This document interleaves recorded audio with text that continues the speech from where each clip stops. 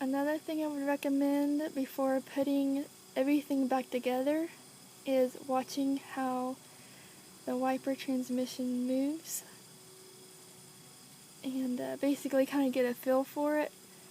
That way, if you put everything back on because of the cover, you have to have that on in order to align the wiper arms just so over the cover.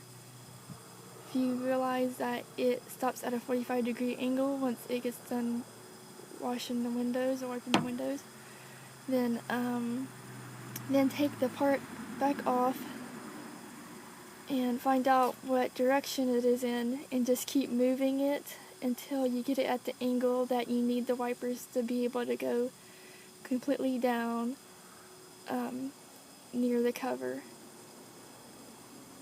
I don't know if you can see from this angle, but here is the clip. See down there? I'm just basically going to snap it back in place.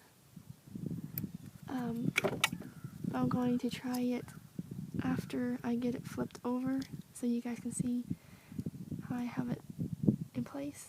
A better view of the plug. And this is what I'm going to do. I'm just going to take it and put it back right where I need it to go.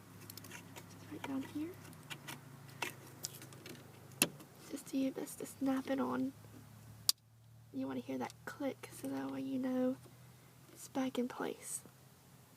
Once you have that little connector back in to the motor, then you'll want to put back in the screw there,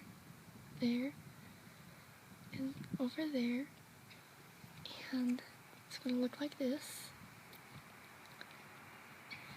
And I'm going to be using the ratchet. It's going to be the 10mm. Now that I got all 3 bolts in, there, and there, I'm going to put this casing back down, or try to move that side back down over everything, and put those last 2 screws in. Okay, now that I have the cover back on and in place, I am going to take this windshield wiper fluid hose and click it back into place.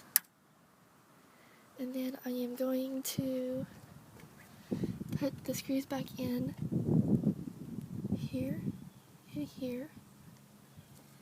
And what I'm going to be using is a ratchet for that. It's going to be a 7mm socket. And the screws that are going to be going in those 2 places looks like this. The next thing you want to try to do is put that rubber piece that goes along here back on. And I failed to mention that you could probably take that off to get to these 2. So I'm sorry if I didn't mention that earlier in the video, but yes, I'm going to put that long rubber piece back in. Okay, the next thing I want to do is turn the ignition switch just a little bit, just to get the windshield wipers working.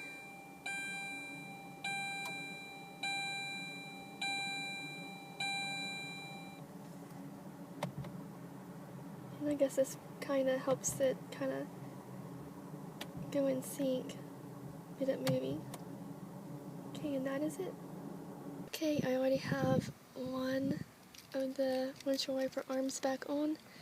I am getting ready to put the other one back on, and this is the bolt I'm going to be placing or putting back on. And with it, I'm going to be using a ratchet, which I have right here. It's going to be I'm going to use the socket 13mm. You can use the half if you have that.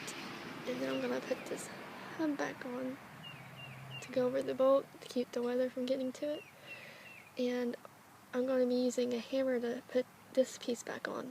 And I don't want to slam down on it like Thor or something, because then you'll break that.